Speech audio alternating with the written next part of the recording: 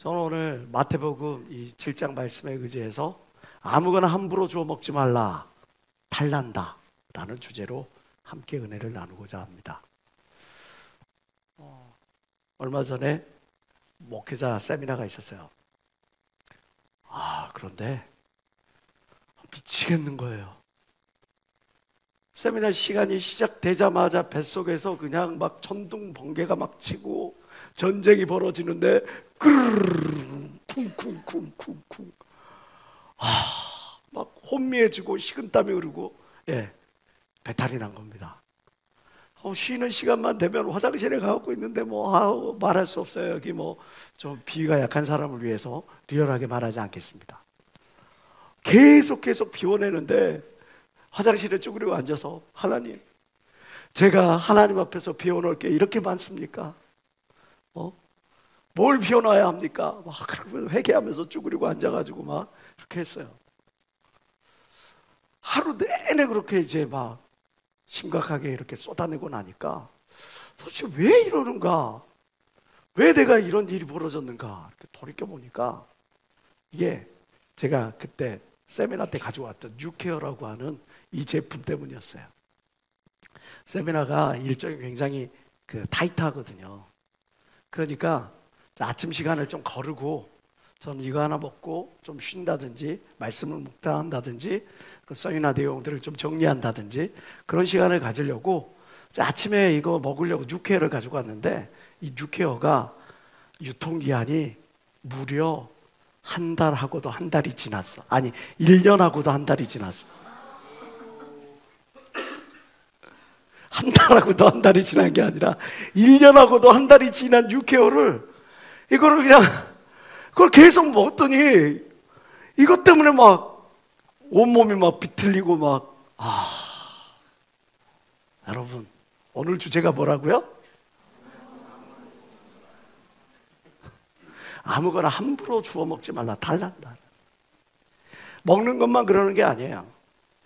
어떤 사람이 여러분들에게 어떤 조언을 합니다. 그 조언이 나한테 유익한 것인지 아닌지 검증하지 아니하고 먹다가 탈나는 사람이 있어요.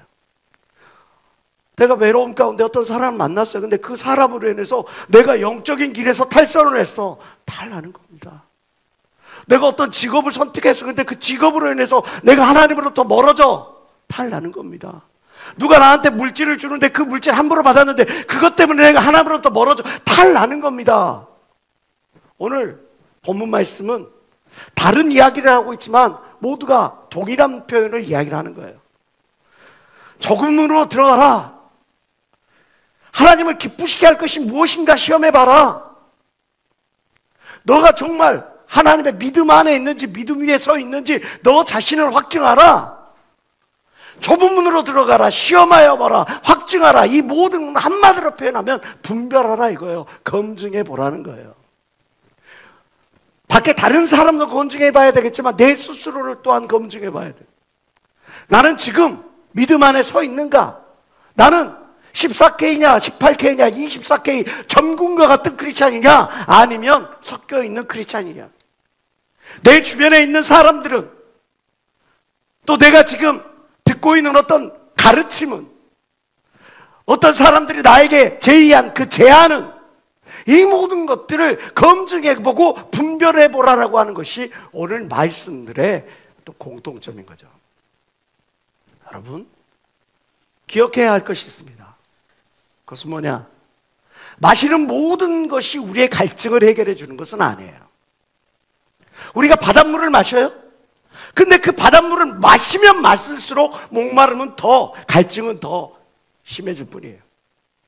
오염된 물은 마시면 마실수록 우리를 더 부패하게 만들고 탈나게 만드는 것처럼, 마시는 모든 것들이, 내가 선택한 모든 것들이, 내게 필요로 하는 모든 것들이 나에게 유익을 줄 수 있는 것 같지만 검증하지 않고 분별하지 않으면 그것 때문에 탈나는 경우를 많이 보게 되죠. 성경은 여러 인물들을 통해, 이스라엘 백성들을 통해 우리에게 교훈을 합니다. 하나님의 말씀으로 검증되지 아니하는 어떤 생각이 나의 생각인 것처럼, 그래서 신앙의 길에서, 믿음의 길에서, 은혜의 길에서 빗겨나간 사람, 하나님의 말씀으로 검증되지 아니하는 조언, 하나님의 말씀으로 검증되지 않은 어떤 나의 비전, 하나님의 그 말씀으로 검증되지 않은 어떤 제안, 하나님의 말씀으로 검증되지 않은 사람과 문화, 이러한 것들이 결국은 분별 없이 받아들이다가 이것으로 말미암아 패망의 길로 걸어갈 수밖에 없다는 거예요. 히브리서 12장 15절은 우리에게 경고합니다. 너희는 돌아보아 하나님의 은혜에 이르지 못하는 자가 있는가 두려워하라. 지금 이 시간 나 자신을 한번 돌아볼 필요가 있어요. 난 지금 하나님의 믿음의 말씀 위에 서 있는가, 은혜의 레일을 따르고 있는가, 하나님의 진리 위에 서 있는가. 그 첫 번째 인물이 바로 가롯 유다라고 하는 인물. 성경에는요, 요한복음 13장 2절에 마귀가 벌써 시몬의 아들 가롯 유다의 마음에 예수를 팔려는 생각을 넣었더라 라고 이야기를 합니다. 그가 품었던 생각이 하나님을 위한 생각이 아니라 결국은 마귀로부터 시작된 생각이었다고 성경은 우리에게 이야기를 해주고 있어요. 우리가 성경에 보면 그가 예수를 팔아넘겼을 때 은 30에 예수를 팔아넘겼는데요, 그 가치를 성경학자들마다 약간씩 다른데 어떤 사람은 노예 한 명의 어떤 가치다, 또 어떤 사람은 4달 품삯으로 해석하기도 하지만 많은 사람들은 은 30의 가치가 사실 푼돈이었을 것이라고 이야기를 합니다. 여기서 의문이 들지 않아요? 아니, 가롯 유다는 예수님의 여러 제자들 가운데 어떤 업무를 담당했죠? 돈꾀를 담당했어요. 돈꾀를 담당하던 인물이 푼돈 은 30에 왜 예수를 팔아넘겼을까? 이 부분에 있어서 학자들은 이렇게 해석을 합니다. 예수님의 12제자들의 면면을 살펴보면 11명은 모두 갈릴리 바닷가 출신이에요. 반면에 가롯 유다만 가롯이라고 하는 이 도시 사람이에요. 그래서 다른 제자와는 달리 이 가롯 유다는 많은 배움을 얻었고 많은 그 어떤 사회적 지위를 누리고 있었을 것으로 추정합니다. 때문에 그가 돈꾀를 맡을 수밖에 없었던 거죠. 그런데 그때 그 당시에 예수님이 오셔가지고 복음을 전할 그 당시에 이스라엘에 팽배해졌던 게 뭐냐면 민족주의와 해방주의였어요. 이 로마의 압제로부터 메시아가 와서 속히 우리를 로마의 압제로부터 해방시켜줄 그러한 사람을 꿈꾸고 그걸 막 사회 전복운동이 활발하게 벌어지고 있는 바로 그러한 시점입니다. 해방주의자들이 많이 활동하던 그런 상황이에요.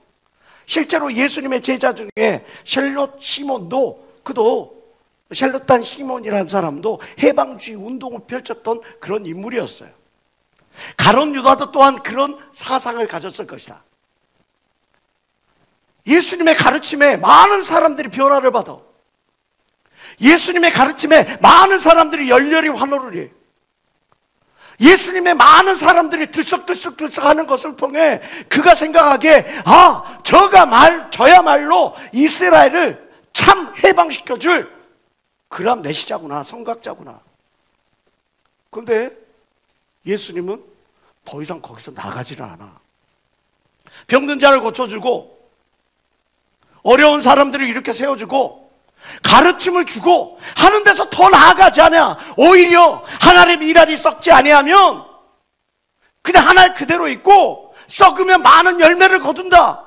아니, 저 에데사의 왕의 스승으로 초청하는데도 불구하고 예수님은 그 모든 제위, 그런 조언, 제안들을 다 거절하고 자기는 죽어야겠다고 그런 엉뚱한 이야기를 하는 거예요.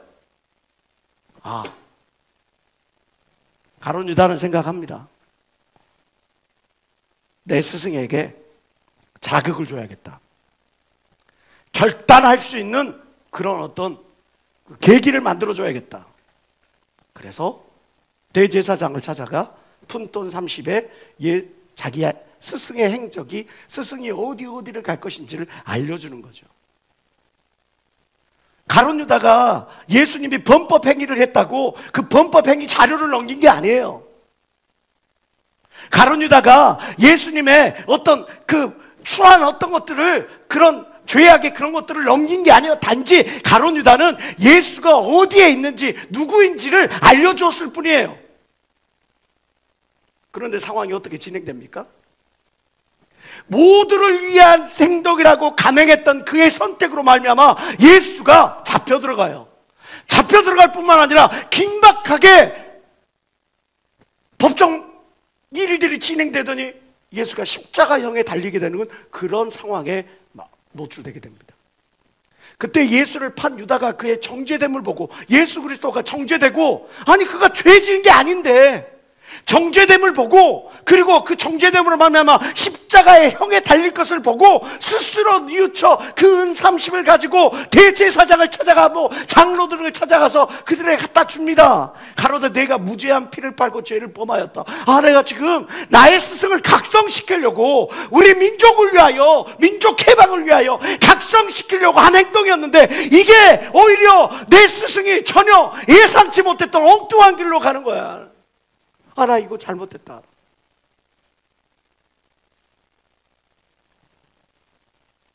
대제사장과 장로들이 가로되 이것이 우리하고 무슨 상관이 있어? 이미 끝났어. 너의 이 모든 핏값은 너가 당해라.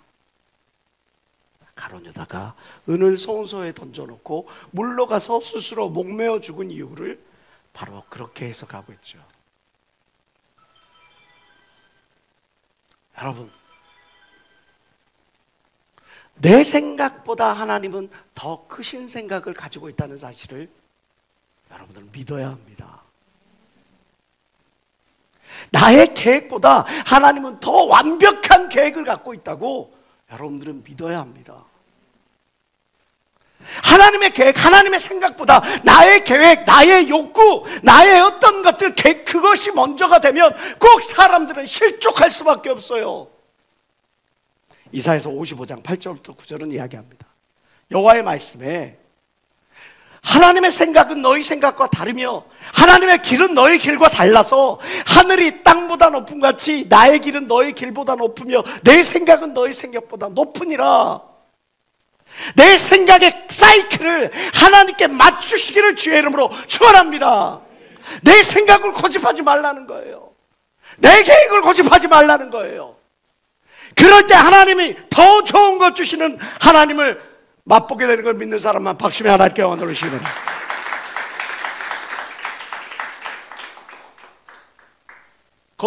검증되지 않은 나의 생각을 고집한 결과 저 가룟 유다는 파멸의 길로 걸어갔죠. 또 한 인물이 있죠. 솔로몬과 아합이라는 인물입니다. 이 두 임금은 어떻게 보면 너무나 대조적인 인물이에요. 솔로몬은 지혜의 왕이고 하나님을 섬겼던 그런 왕으로 우리는 잘 알고 있습니다. 반면에 아합이라는 왕은 이스라엘을 범죄케 했던 아주 악한 왕의 롤 모델이었어요. 근데 이 둘은 공통점이 있어. 뭐 어떤 공통점이 있어? 둘 다 결혼을, 잘못된 결혼을, 잘못된 여인을 받아들였어. 잘못된 만남을 그들이 받아들여서 결국은 파멸의 길로 걸어갔어. 잠언 18장 22절은 이렇게 말씀합니다. 아내를 얻는 자는 복을 얻고 여호와께 은총을 받는 자니라. 남편을 얻는 자는 복을 얻고 여호와께 은총을 받는 자. 결혼하는 것은 하나님께 은총을 받는 거죠. 그러나 또 한 말씀이 있어요. 잠언 21장 19절은 다투며 성내는 여인, 다투며 성내는 남편을 맞는 것은, 그 사람과 함께 사는 것은 광야에서 혼자 사는 것이 더 낫다. 아내를 얻고 남편을 얻는 것, 만남의 축복이라고 하는 것이 우리에게 정말 소중한 것이지만 그 만남이 잘못된 것이라면 우리의 인생을 파멸의 길로 이끌어 간다는 거예요. 아합이 그랬어요. 솔로몬이 그랬어요. 열왕기상 21장 25절에 보면 아합에 대해서 이렇게 이야기를 합니다. 예로부터 아합과 같이 스스로 팔려 여호와 보시기에 악을 행한 자가 없으면, 스스로 결심하여 여호와 보시기에 악을 행한 자가 없으면 무엇 때문이라고요? 저가 그 아내 이세벨에게 충동되었기 때문에, 영향을 받았기 때문에. 솔로몬은 어땠어요? 여호와께서 일찍이 이 여러 국민에게 대하여 이스라엘 자손에게 말씀하시기를 너희는 저희와 함께 저희와 서로 통하지도 말며 저희도 너희와 서로 통하게 말라. 저희가 정욕고 너희의 마음을 돌이켜 저희의 신들을 좇게 하리라 하셨으나 솔로몬이 저희를 연애하였다. 3절 다 같이 시작. 왕은 후비가 700인이요 빈장이 300인이라 왕비들의 왕의 마음을 돌이켰더라. 만남은 하나님으로부터 온 것이니까 중요한 것인데, 근데 하나님으로부터 온 만남이어야지. 하나님께서 인도해 주신 만남이어야지. 내 어떤 겉모습에 어떤 조건에 어떤 그것 때문에 이것만이 나의 것이라고 생각하고 고집하는 순간에 패착을 두는 거예요. 창세기 24장 42절 이하의 말씀은 우리에게 만남의 축복을 어떻게 받아들여야 되는지에 대해서 귀한 교훈을 말씀해 줍니다. 이 장면은 바로 아브라함의 종이 그의 주인의 자부, 며느리를 맞이할 때, 그 며느리를 이제 찾으러 나갈 때 이렇게 기도하고 있는 모습이에요. 내가 오늘 우물에 이르러 하나님께 기도하기를 나의 주인 아브라함의 하나님 여호와여, 만일 나의 행하는 길에 형통함을 주실진데 이러하게 해 주옵소서. 하나님께 기도하잖아요. 우리는 어때요? 만남을 조목조목 하나님께 구합니까? 아니면 어떤 겉모습이라고 하는, 어떤 조건이라고 하는 그런 것 때문에 그냥 하나님께 구하기보다 내가 먼저 마음이 앞서서 하나님보다 먼저 나아가는 그런 모습을 보이고 있지는 않습니까? 여러분, 검증되지 않은 사람, 검증되지 않은 만남, 하나님이 선택해 주지 않은 그런 만남을 내가 따라갈 때 파멸의 길을 이룰 수밖에 없다는 사실을 오늘 아합과 솔로몬을 통해서 우리에게 교훈해 주고 있음을 우리는 기억해야 합니다. 이스라엘의 네 번째 왕이었죠. 르호보암은 잘못된 어떤 간언을 들음으로 말미암아 파멸의 길로 걸어갔던 사람이었습니다. 잠언 27장 9절은 기름과 향이 사람의 마음을 즐겁게 하나니 친구의 충성된 공고가 이와 같이 아름다우니라. 충언을 받는 것이 우리 인생에 얼마나 유익한가에 대해서 이야기를 해주고 있어요. 반대로 잠언 29장 5절에는 이웃에게 아첨하는 것은 그의 발 앞에 그물을 치는 것이다 이야기를 하면서 아첨을 경계하라고 우리에게 이야기를 하죠. 근데 이 이스라엘의 네 번째 왕 르호보암은 충언과 간언을 분별하지 못했습니다. 하나님의 말씀으로 분별하지 못하고 자기 귀에 달콤한 그 말을 받아들임으로 말미암아 멸망의 길로 걸어갔죠. 말씀 볼까요? 역대하 12장 1절에 보니까 르호보암이 나라가 견고하고 세력이 강하며 그가 누구로부터 나라를 왕의 지위를 얻죠? 그의 아버지는 솔로몬이에요. 고대 군동지방에서 엄청난 부와 명예를 거머쥐었던 인물이었죠. 그로부터 엄청난 크기의 땅덩어리에 이 영향력 있는 이 나라를 대제국을 얻었으니 그가 그걸 가지고 하나님 앞으로 나아가야 되는데 오히려 그 모든 것들을 통해서 마치 자기가 이룬 것처럼 하나님을 떠나 여호와의 율법을 버리니 온 이스라엘이 본받아. 14절에 르호보암이 마음을 오로지 하여 여호와를 구하지 아니함으로 악을 행하였다. 하나님을 떠나 그가 청종했고 그가 즐겨했던 메시지는 뭐였습니까? 하나님의 말씀을 따라라, 은혜의 길을 따라라 하는 그런 솔로몬 시대에 솔로몬을 섬겼던 그런 사람들의 말이 아닌, 그 노 정객들의 말이 아닌 젊은 경험 없는 그런 사람들의 말을 따랐어요. 왕이 포악한 말로 대답하시되 너희의 교도를 가르침을 버리고 소년의 가르침을 쫓아 저희에게 고하여 가라되 내 붙이는 너희의 명예를 무겁게 하였으나 나는 그것보다 더하게 할 거다. 내 묻지는 채찍으로 너희들을 막 훈계했지만 나는 정갈을 가지고 너희들을 훈계할 것이다. 충성된 말과 간사한 말을 구별하지를 못해요. 잠언 28장 23절은 우리에게 이렇게 경계합니다. 사람을 경책하는 것은, 사람을 책망하여 가르치는 것은 차라리 혀로 아첨하는 것보다 나중에 더욱 사랑을 받느니라. 여러분들 한번 곰곰이 여러분들 한번 생각해 보세요. 지금 여러분들에게 좀 쓴소리를 해주는 그 사람을 가까이 합니까? 아니면 잘한다 잘한다 괜찮다 괜찮다 해주는 단소리를 해주는 사람을 가까이 합니까?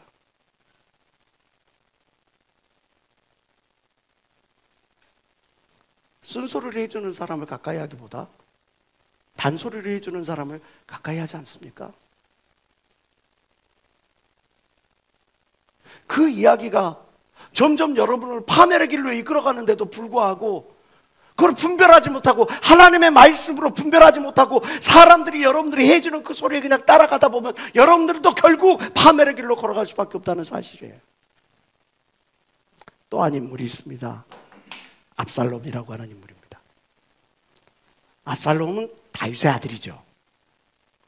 다윗이 대제국을 형성하는 그 시점에 이야, 나도 아버지처럼 왕이 한번 되어보겠다 꿈을 꿉니다.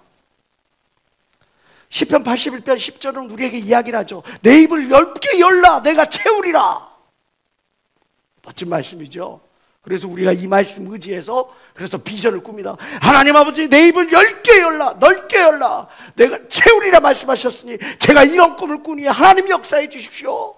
하나님 도와주십시오. 이거를 하지 않으면 하나님은 나와 함께 하지 않는 거고 이렇게 하지 않으면 점점 기도가 이상해지는 거죠. 아니 실상 그러잖아요. 이렇게 하지 않으면 하나님이 없는 거고 그건 아닌데 본심은 그래. 내가 이 일을 해가지고 내가 잘 돼서 내가 그렇게 해가지고 하나님께 축복 하나님께 영광 돌리겠습니다 막 기도를 해.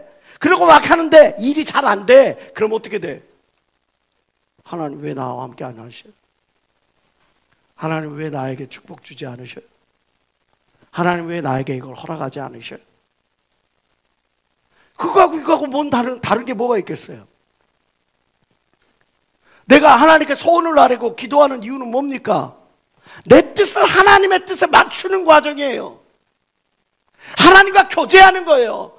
하나님이 나에게 바라시는 뜻이 무엇인지를 청정하는 뜻이에요. 그것이 바로 참된 기도예요. 그런데 하나님 이거 들어주시옵소서. 안 들어줘. 하나님 나를 유괴하는 거야. 하나님 나를 버리신 거야. 하나님 나와 함께 하지 않는 거야. 내 입을 넓게 열라 내가 채우리라. 근데 그게 하나님의 뜻으로 검증된 것이어야지. 이 압살롬처럼 삐뚤어진 비전을 갖고 있어. 하나님이 하나님의 백성들을 이끌어갈 왕을 세우시는 거예요.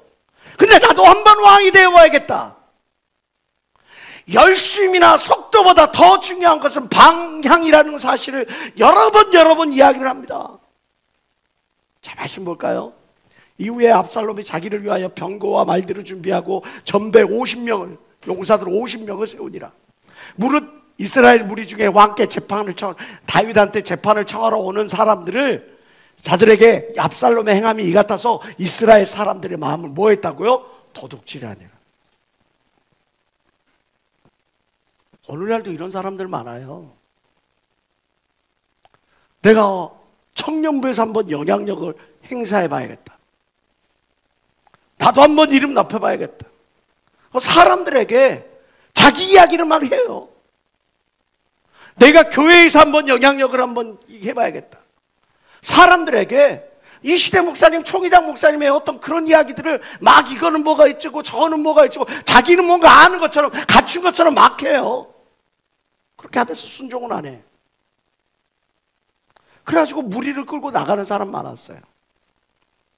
예전에 청년부 목회하시는 분들 수백 명씩 끌고 교회를 나갔어요. 교단을 나갔어요. 성경은 우리에게 이야기를 합니다. 잠언 18장 1절을 통해서 무리에게서 스스로 나뉘는 자는 자기 소욕을 따르는 자다. 무리에서 스스로 나눠. 무엇 때문에? 자기 욕심을 채우기 위해서. 이거는 온갖 참지혜를 배척하느니라. 하나님의 말씀을 배척하는 거예요. 여러분, 질서는 하나님이 세우신 것이, 하나님의 말씀, 질서를 따르는 것이 하나님이 뜨신 걸 믿는 사람만 박수며 하나님께 원하시면 내 셀장이, 내 팀장이, 부장이, 또 회장단이, 전도사가, 목사가 내가 보기에는 조금 삐리리해 보여. 내가 보기에는 뭔가 없어 보여. 그러함에도 불구하고 세우신 분이 하나님이라는 것들을, 그 권위를 인정하고 순종할 때 하나님께서 그를 복주시지 않겠냔 말이에요. 근데 내가 그거하고 뜻이 안 맞다고, 내가 뭔가 마음이 불편하다고, 내가 뭐 한다고 자꾸 나의 비전, 나의 생각을 펼쳐. 검증되지 않은 비전을 펼쳐. 이게 하나님으로부터 멀어져가는, 패착의 길, 멸망의 길로 가는 그런 과정이에요.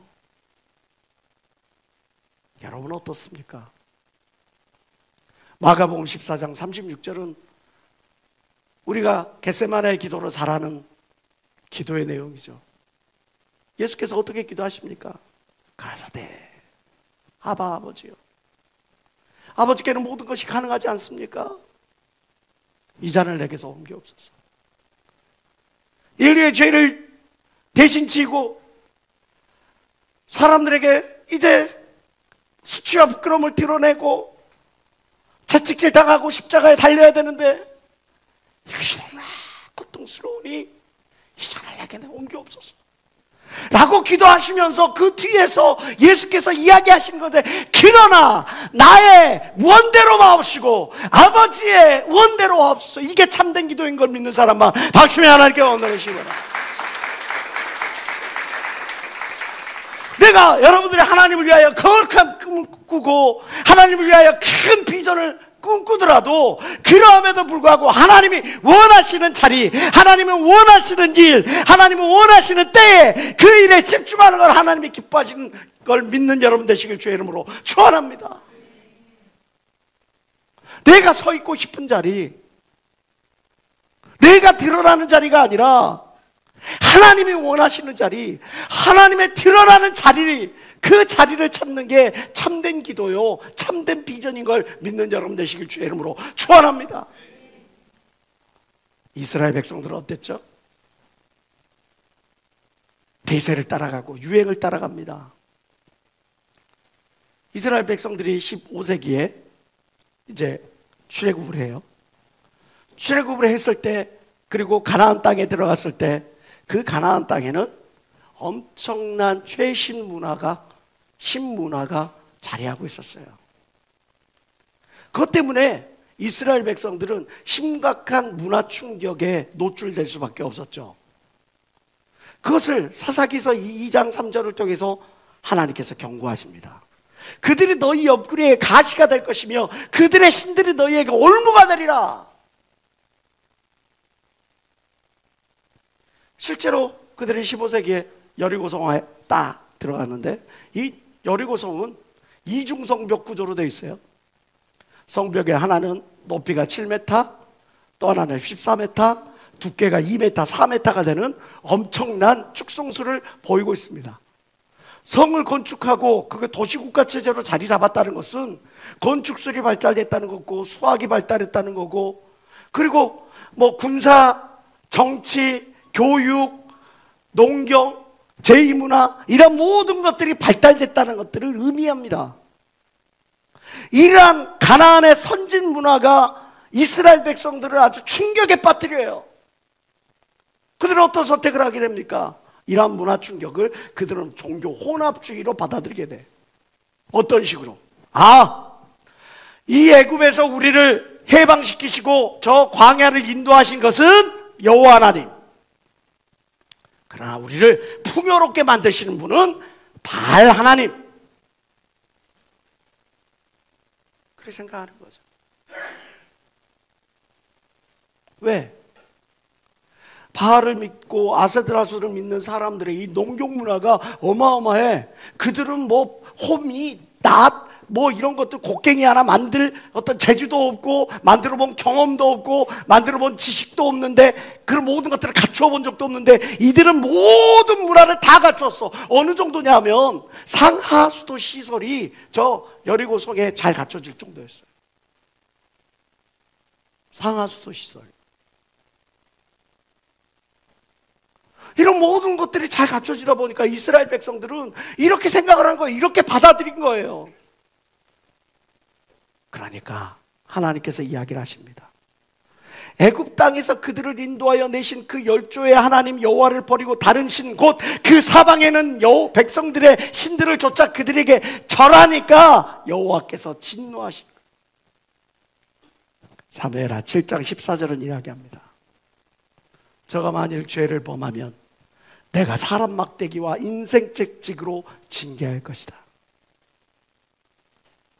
이들이 하나님을 버리고 종교 혼합주의에 빠져서 이방신들을 섬기고 그들에게 우상을 섬긴 그 결과 사람들이 그들을 끊임없이 힘들게 만들고 인생 지팡이가 그들을 끊임없이 괴롭게 만드는 거예요. 지금 누군가 나를 막 힘들게 만들어. 어떤 상황들이 삶의 어떤 부분들이 나를 어떤 채찍질 하듯이 내 가슴을 막 휘어치고 팍 살키고 고통스럽게 얼른 무릎 꿇어야 합니다. 혹시 내가 하나님을 따르기보다 다른 어떤 것들이 우선되어 있지는 않으냐?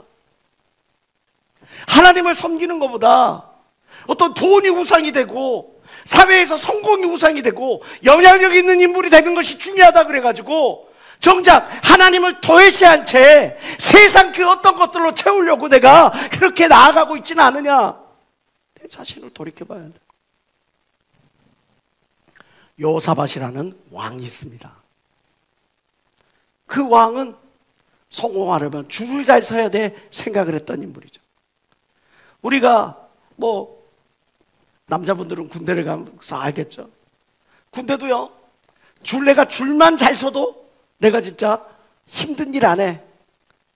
줄만 잘 서도 보직이 편해. 세상도 그래요. 라인만 잘 타도 내가 상무 라인, 전무 라인, 사장 라인, 부장 라인만 잘 타도 내 인생이 잘 펴. 근데 라인 한번 잘못했다가 그냥 대기 발령되고 나중에는 쫓겨나는 그런 상황들 많아요. 만남이 중요하죠. 내가 영향력 있는 인물 만나는 건 중요해요. 잠언 27장 17절에 철이 철을 날카롭게 하는 것 같이 사람이 그 친구의 얼굴을 빛나게 하느니라 이랬으니까 좋은 친구를 만나는 게 중요해요. 그런데 이 친구가 우리 가족, 우리 스스로가 선택하는 가족이다라는 말이 있어요. 가족은 내가 어떻게 선택할 수 없지만 친구라고 하는 것은 우리가 선택할 수 있어. 그 친구에 따라서 우리의 삶이 달라져. 여러분, 이 가족을 왜 패밀리라고 이야기하는지 아세요? 패밀리, 프리. 가족하고 함께 있으면 자유로워요. 다른 사람들하고 있으면 옷 입는 것부터 불편하잖아요. 가족이니까 속은 입고 편하게 입을 수가 있는 거죠. Always. 가족은 항상 내 주변에 함께 있어줘요. My. 가족은 항상 내 편을 들어줘.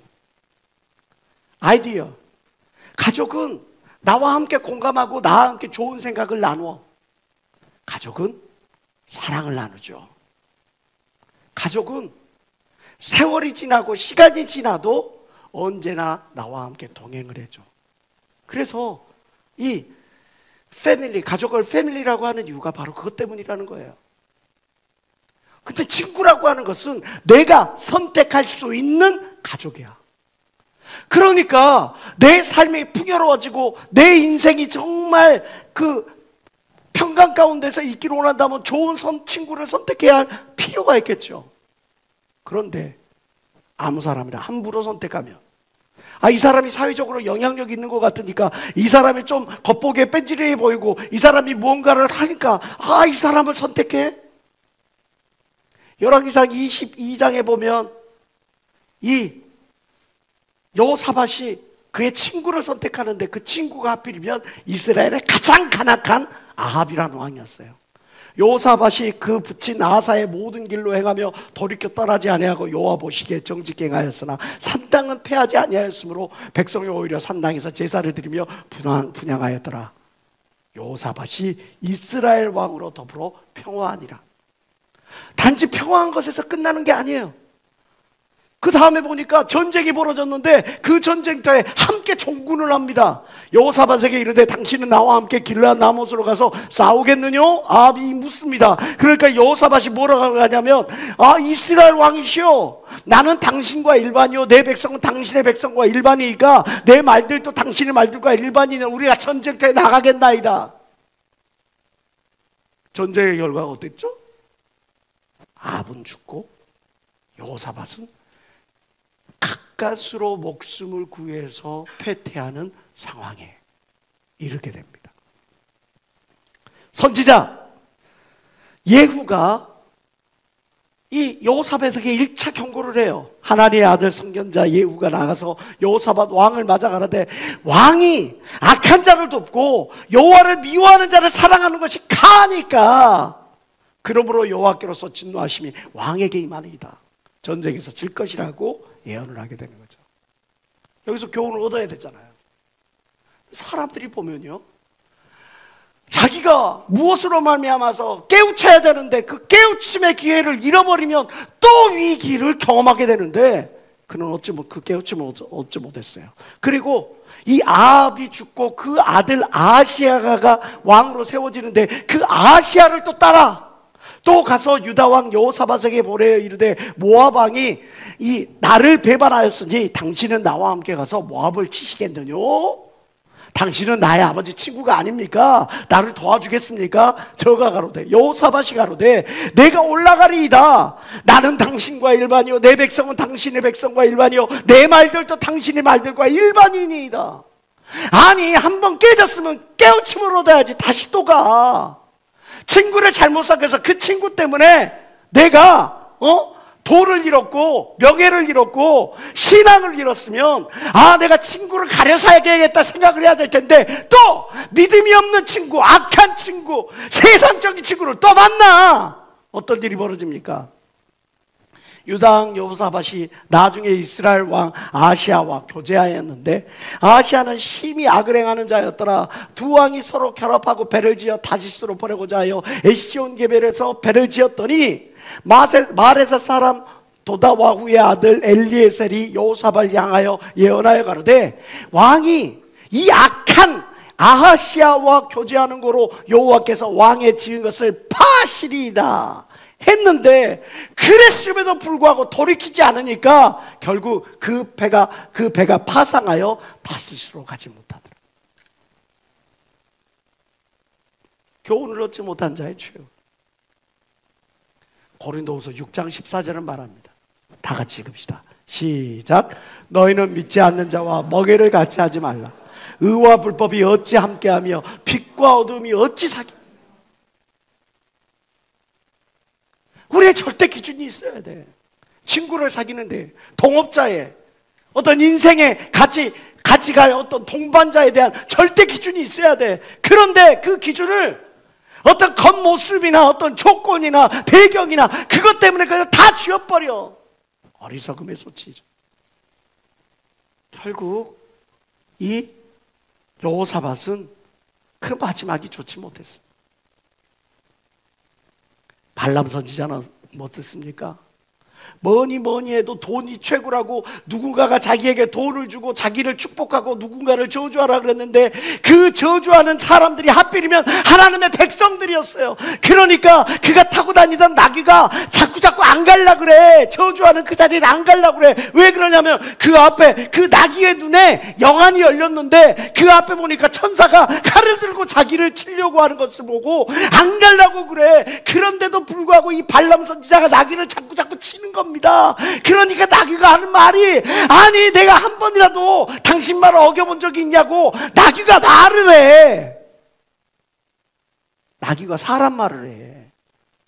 그런데도 발람이 깨닫지를 못해. 마태복음 6장 24절에 한 사람이 두 주인을 섬기지 못할 것이니 혹 이를 미워하여 저를 사랑하거나 혹 이를 중히 여기며 저를 경히 여김이라. 다 같이 시작.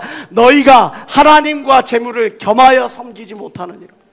돈이라고 다 넙죽넙죽 받아들이다가 그 넙죽넙죽 받아들이는 것이 그것이 함정이 되어가지고 엉뚱한 길로 가요. 이번에도 보니까 국회의원 누군가 이렇게 딱 경선에 나가가지고 딱 됐어요. 그죠?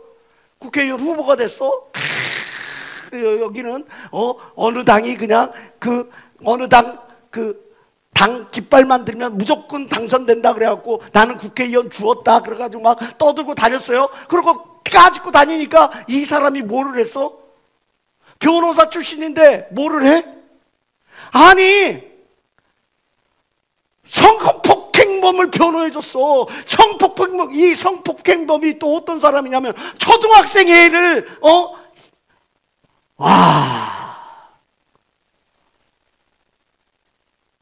초등학생 애를 폭행한 사람을 변호해줬어. 그냥 변호만 해준 게 아니라 아빠한테도 당한 거 아니냐 그런 식으로 2차 가해까지 했어. 결국 내려왔잖아요. 돈이라고 명예라고 뭐라고 넙죽 받아들이다 보니까 나중에 그 모든 것들이 다 드러나. 그걸 따라가면 안 되죠.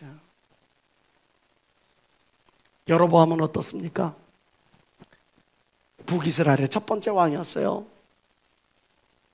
아까 이야기했던 르호보암이 자꾸 거듭된 실정을 벌리니까 이 이스라엘이 나라가 쪼개져 버린 거예요. 그래서 더 큰 땅덩어리를 갖고 저 북이스라엘의 여로보암이 왕이 됩니다. 왕이 되어서 딱 보니까 아니 이스라엘 백성들이 때만 되면 어디를 가? 저 예루살렘에 가갖고 거기서 제사를 드리네. 거기서 하나님의 말씀을 듣네. 이러다가 이 이스라엘 백성들이 나에게서 마음이 떠나갈 것이 두려워지는 거예요. 그러니까 어떻게? 하나님께 제사 드리는 그 제단을 두 군데다 만들어놔. 단과 베델이라는 곳에 제단을 만들어 놓고 심지어 예배 드리는 날을 지 멋대로 바꿔버려요. 만일 이 백성이 예루살렘에 있는 여호와의 절에 제사를 드리고자 하여 올라가면 이 백성의 마음이 유다 왕 된 그 주 르호보암에게로 돌아가서 나를 죽이고 유다 왕 르호보암에게로 돌아가리로다 하고 이에 계획하고 두 금송아지를 만들고 무리에게 말하기를 너희가 다시는 예루살렘에 올라갈 것이 없도다. 이스라엘아 이는 너희를 애굽 땅에서 인도에 올린 너희 신이라 하고 하나는 베델에 두고 하나는 단에 둔지라. 왜? 가까운 데 있으면 이 사람들이 안 가니까. 이 일이 죄가 되었으니 왜 죄가 돼? 여러분, 주일은 하나님이 복을 주시기로 약속한 날입니다. 교회는 만민이 기도하는 것이고 하나님의 말씀이 선포되는 것이고 그 말씀으로 인해서 우리의 영혼이 자유케 됨을 얻는 것을 믿는 사람만 박수치며 하나님께 얻으시고, 여호와의 전을 사랑하는 자가 복이다 라고 성경은 말씀하고 있어요. 그런데 이 여로보암이 자기 멋대로 예배 장소를 바꾸고 자기 멋대로 성의를 바꿔. 왜? 자기의 목적을 이루기 위해서, 편안함을 위해서 저가 자기 마음대로 정한 달 곧 8월 15일로 이스라엘 자손을 위하여 절기를 정하고 베델에 쌓은 단에 올라가서 분향하였더라.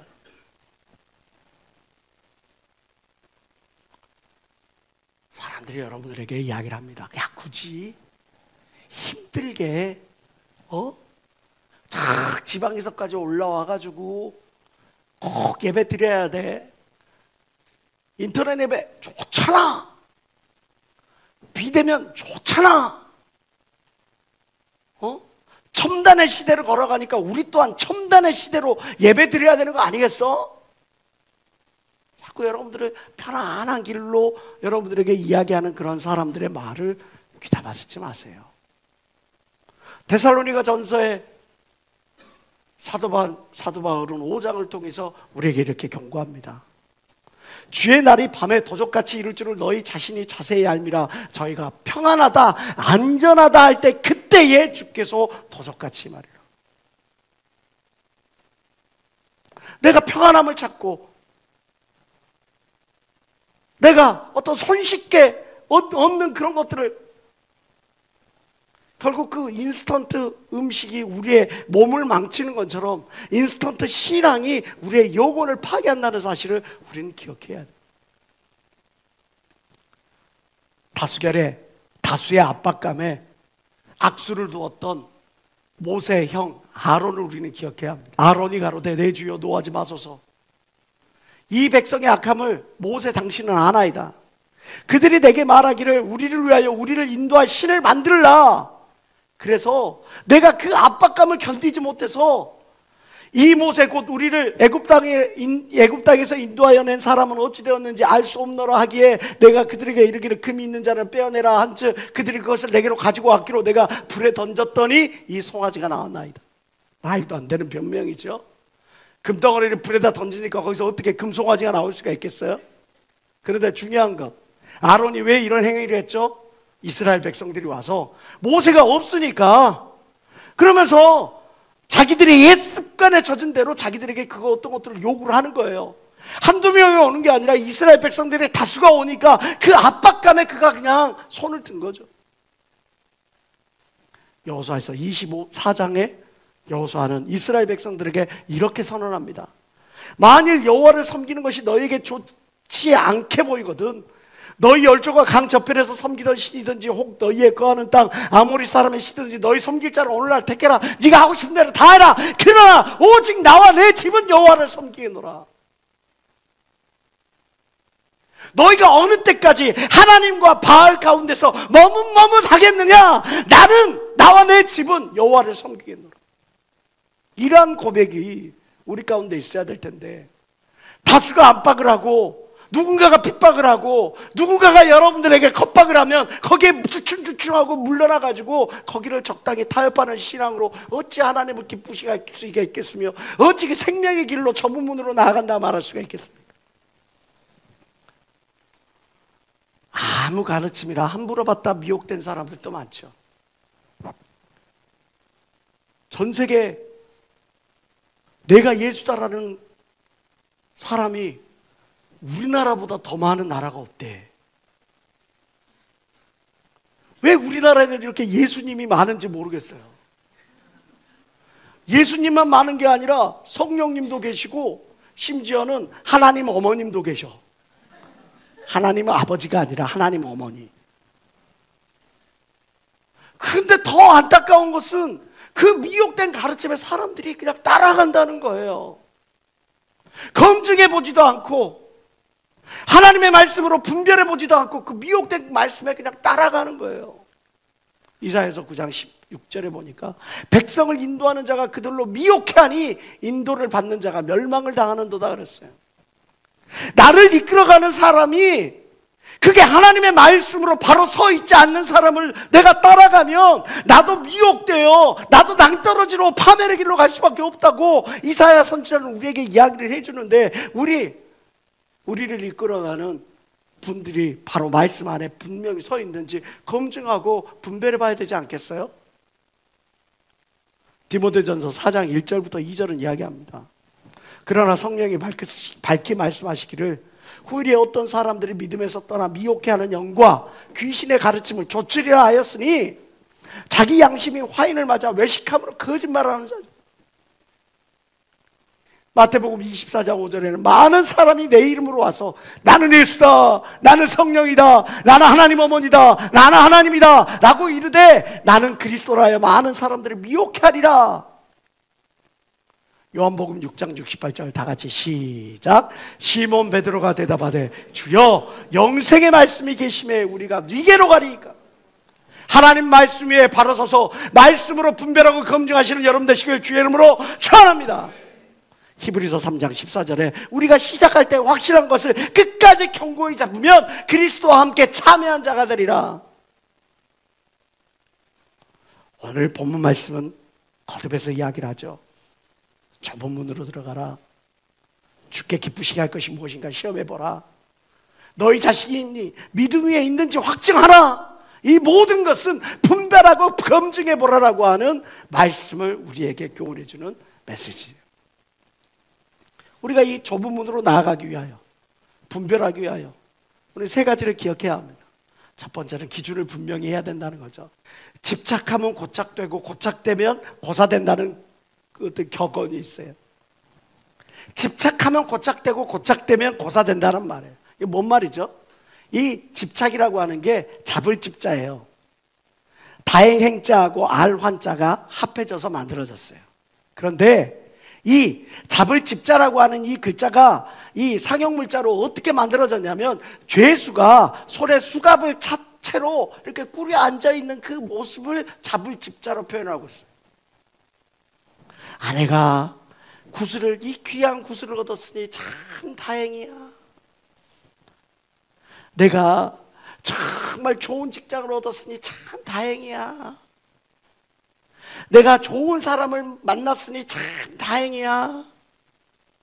내가 좋은 가르침을 얻었으니 참 다행이야. 내가 좋은 제안을 얻었으니 참 다행이야. 근데 그 제안이, 그 사람이, 그 가르침이 이게 하나님의 말씀으로 검증되고 분별되어야 될 텐데 그걸 하지 않냐고 그냥 붙잡고만 있어. 그게 집착이야. 집착하면 고착이 되는 거예요. 고착이 뭐냐? 에어쌀 위자에다가 옛고자가 들어가 있어. 옛 생각이 나를 가득 에워싸. 그 사람을 잊지를 못해. 그 어떤 직장을 잊지를 못해. 그 어떤 가르침을 잊지를 못해. 그 어떤 제안을 잊지를 못해. 그 어떤 문화를 잊지를 못해. 그거니까 거기에 고착돼 있으니까 결국엔 고사 말라 죽는 거예요. 하나님은 더 좋은 걸 예배해놨는데, 하나님은 생명의 일을 예배해놨는데, 하나님은 나를 위해 이 세상 모든 것보다 가장 값진 걸 예배해놨는데 그거를 내가 이거를 얻었으니 참 다행이야 생각하면서 그걸 붙잡고 있어. 죄수처럼. 그래가지고 그것이 나를 가득 에워싸고 있어. 이게 나의 최선인 것처럼. 여러분, 하나님은 항상 나에게 가장 좋은 걸 주시는 분이라는 사실을 믿음으로 고백하시길 주의 이름으로 축원합니다. 기준을 분명히 해야죠. 요한복음 14장 6절에 예수께서 가라사대 내가 길이요 진리요 생명이니 나로 말미암지 않고는 아버지께로 올 자가 없느니라 말씀하죠. 그 14장 21절을 통해 나의 계명을 가지고 지키는 자라 나를 사랑하는 자니 나를 사랑하는 자는 곧 내 아버지께 사랑을 받을 것이요 나도 그를 사랑하여 그에게 나를 나타내리라. 하나님이 그를 함께 하시고 지키시고 인도하시는 그 모든 놀라운 은혜가 무엇으로부터 시작되냐? 하나님의 말씀을 붙잡는 것부터 시작되는 거예요. 하나님의 계명을 붙잡는 것부터 시작되는 거예요. 그게 절대 기준이 되고 그게 절대 가치가 되어질 때 다른 어떤 것들이 여러분들을 미혹치 못하는 겁니다. 엉뚱한 길로 걸어가는 이유가 기준이 불분명하기 때문이에요. 또 하나 우리가 어떻게 해야 되죠? 무엇으로 분별합니까? 그 열매로 분별하죠. 우리 잘 알죠. 너희는 이 세대를 본받지 말고 오직 마음을 새롭게 함으로 변화를 받아 하나님의 선하시고 기뻐하시고 온전하신 뜻이 무엇인지 너희는 분별하라. 로마서 12장 2절을 통해서 우리에게 말씀하도 무엇이 하나님의 선하시고 온전하시고 기뻐하시는 뜻인지를 너희가 분별하라. 뭘로 분별해? 열매로 분별하라는 거죠. 마태복음 7장 18절부터 20절은 말씀합니다. 좋은 나무가 나쁜 열매를 맺을 수 없고 못된 나무가 아름다운 열매를 맺을 수 없느니라. 아름다운 열매를 맺지 아니하는 나무마다 찢겨 불에 던지우느니라. 다 같이 20절 시작. 이러므로 그의 열매를 그르하니. 여러분, 그 누가 타고 다니는 차가 그 사람의 열매입니까? 그 사람의 신앙을 대변해 줍니까? 그가 누리고 있는 어떤 것이 집이 직장이, 뭐 사회적 영향력이 그의 신앙을, 또 그가 어떻게 얼마만큼 하나님을 사랑하는지를 그거를 나타내주는 그런 어떤 바로미터가 됩니까? 그렇지 않잖아요. 그가 지나온 발자국이 그의 신앙을 이야기해 주는 겁니다. 그와 함께 영향을 주고받는 그의 신앙의 동무가 그의 믿음의 현주소를 나타내 보여주는 겁니다. 그가 남기고 간 향기가, 사람들에게 남기고 간 그 향기가 그 사람의 인격과 신앙을 드러내주는 겁니다. 어떤 그 사람의 번지르르한 말, 그가 누리고 있는 어떤 그 호화스러운 그 어떤 거, 거기에 미혹되지 마세요. 우리 모두는 이 껍딱, 갑자기 생각이 안 나네. 이 외모, 이건요, 아무리 멋진 외모여도요, 시간이 지나면 쭈글쭈글해지고 볼품 없어지게 돼 있어요. 그렇게 세계 멋진 남자 배우, 여성 배우여도 시간이 지나면 다 쭈글쭈글해져요. 그런데 거기에 사로잡혀 있어요. 그 안에 본질을 보지 못한, 뭘로 분별하라고요? 열매로, 그의 발자취로, 그가 남기고 간 향기로, 그 주변에 누가 있는지로 분별하라는 거죠. 고린도전서 4장 19절부터 20절은 말하죠. 그러나 주께서 허락하시면 내가 너희에게 속히 나아가서 교만한 자의 말을 알아볼 것이 아니라 오직 그 능력을 알아보겠노니, 20절 다 같이 시작. 하나님의 나라는 말에 있지 아니하고 오직 능력에 있습니다. 복음의 능력으로 사로잡혔냔 말이죠. 많은 걸 아는 게 중요한 게 아니에요. 많은 걸 경험한 게 중요한 게 아니에요. 그가 과연 하나님의 말씀을 얼마나 따르고 있느냐가 더 중요해요. 어떤 사람이 예수님 옆에 달려있던 강도가 천국에 갔어요. 천국에 갔더니 천사가 묻습니다. 어떻게 오셨습니까? 제 옆에 있던 분이 가라고 해서 왔습니다. 예? 성경 공부는 어디까지 하셨습니까? 전 성경 공부를 해본 적이 없는데요. 사도신경을 외워보십시오. 사도신경 모르는데요. 주기도문이라도 해보십시오. 주기도문 모르는데요. 이 사람이 이거 참 어떻게 할 수가 없네. 그래가지고 이제 그 슈퍼바이저를 부르는 거예요. 상급 천사를. 와서 좀 이 사람 좀 상담해 보세요. 상담해 주세요. 이건 내가 어떻게 할 수 없는 사람이에요. 그래가지고 그 천사가 딱 나왔어요. 네. 웨스턴민스터 그 교리에 대해서 아십니까? 네? 그게 뭡니까? 그래요?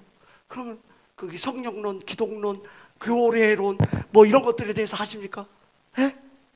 조직신학 모르십니까? 조진신학이요? 아니요. 조진신학 말고 조직신학이요. 난 그런 거 배워본 적이 없는데요.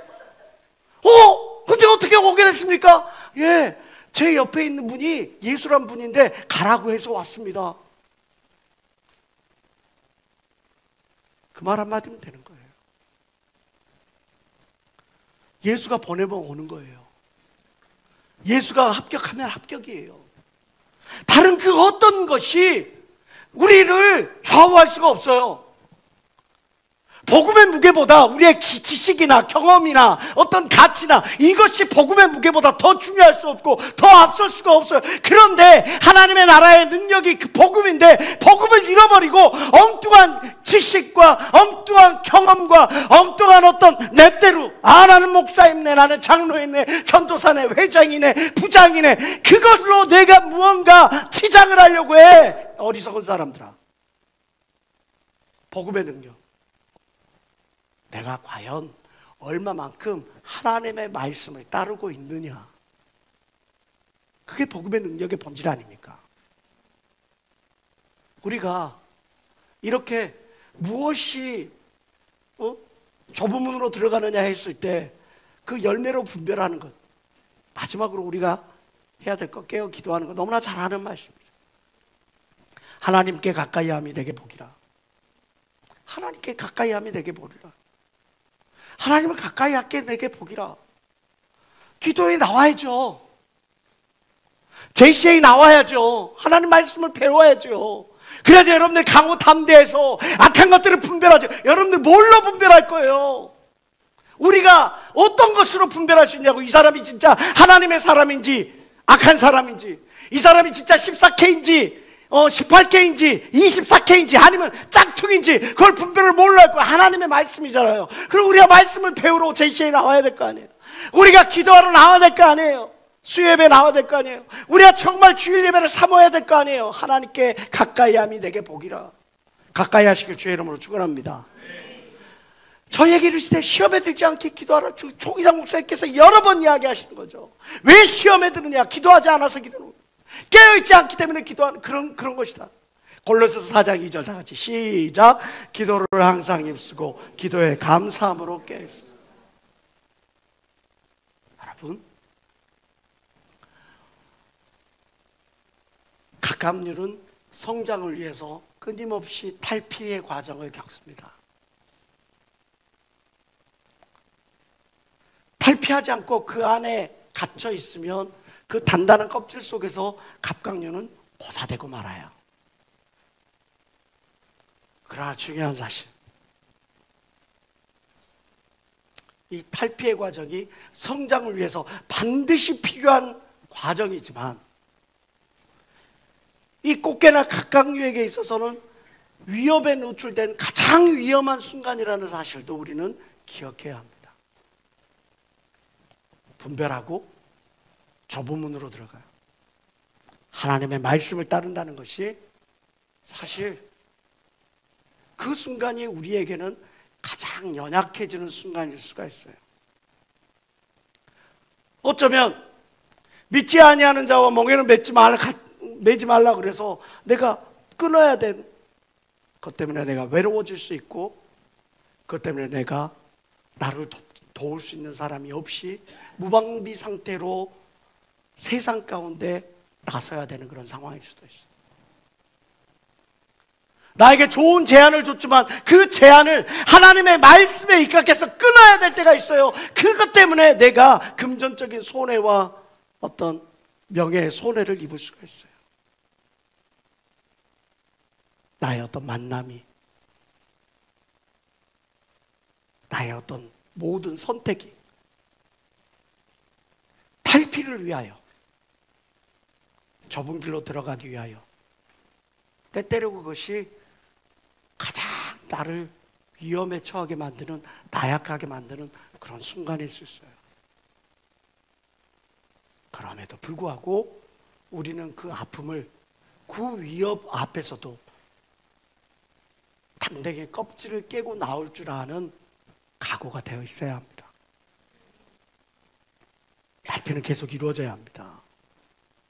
내 생각을 깨뜨리고, 내 방법과 내 지식을 깨뜨리고, 그리고 하나님의 말씀 앞에 철저히 복종하고 그 말씀을 따르려고 하는 그런 탈피, 탈각은 우리는 계속 이루어져야 합니다.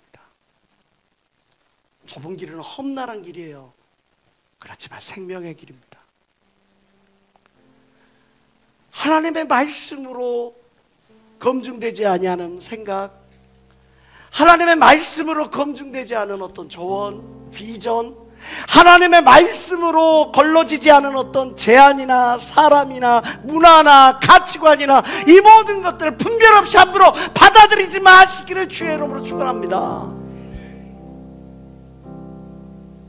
거르지 않고 그것을 받아들이는 순간에 반드시 여러분들의 인생은 탈선할 수밖에 없어요. 데살로니가 전서에서 사도 바울은 권면합니다.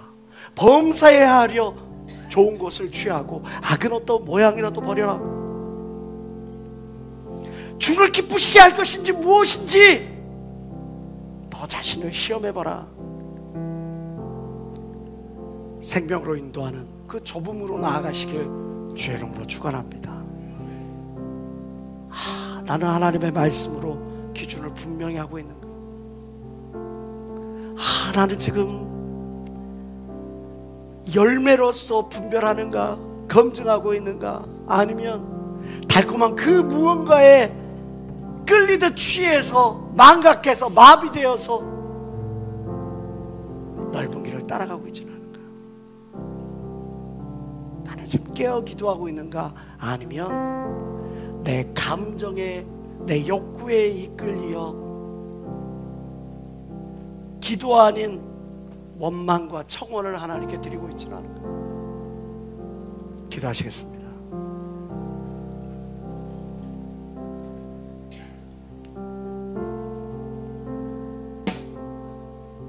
하나님 아버지,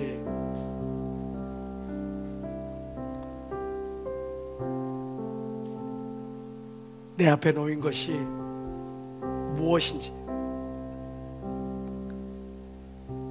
내 앞에 함께 하고 있는 사람이 어떤 사람인지, 나에게 주어지는 제한이 무엇으로부터 비롯된 것인지, 하나님의 말씀으로 검증하지도 아니하고 분별하지도 아니하고 겉보기에 취하여, 아름다움에 취하여 덥석덥석 하나님 미혹의 길에 빠져든 그 지난 과거를 회개합니다. 하나님, 이제 하나님의 말씀이 나의 기준이 되게 하시고 열매로서 분별하게 하시고 미혹의 길에 이끌리지 아니하도록 늘 깨어 기도할 수 있는 저희 되어지게 도와주시옵소서. 분별력을 갖추는, 그래서 미혹의 길에 이끌리지 아니하는 저희 다 되어지게 도와주시옵소서. 주여, 3차 통성을 기도합니다. 주여, 주여.